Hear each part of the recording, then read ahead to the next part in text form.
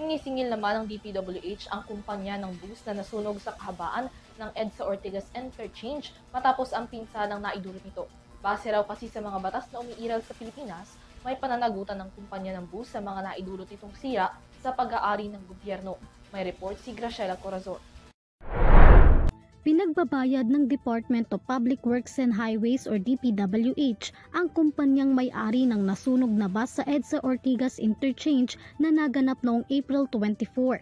Kasunod ito ng pinsalang idinulot ng insidente sa bahagi ng flyover. Pinababayaran ng DPWH ang lahat ng gasto sa pagkukumpuni at rehabilitasyon ng flyover para maibalik sa maayos na kondisyon ang interchange. Napag-alaman na ang sasakyan na sangkot sa insidente ay pagmamay-ari at pinapatakbo ng LSA Tourist Transport Corporation.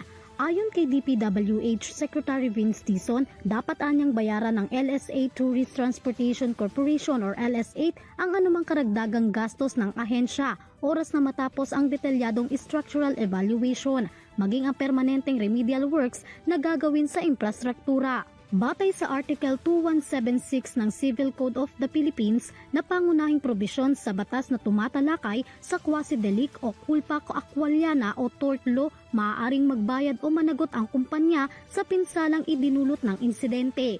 Sa ilalim ng pag-iinspeksyon ng Metro Manila 1st District Engineering Office kasama ang Department of Public Works and Highways or DPWH-NCR, natukoy ang ng mga ito ang ilang infrastruktura na napinsala matapos ang nangyaring insidente. Kabilang na dito ang pagkasira ng concrete spalling, paglabas ng mga bakal mula sa bahagi ng tulay at pagkakaroon ng discoloration na indikasyon ng matinding init mula sa sunog.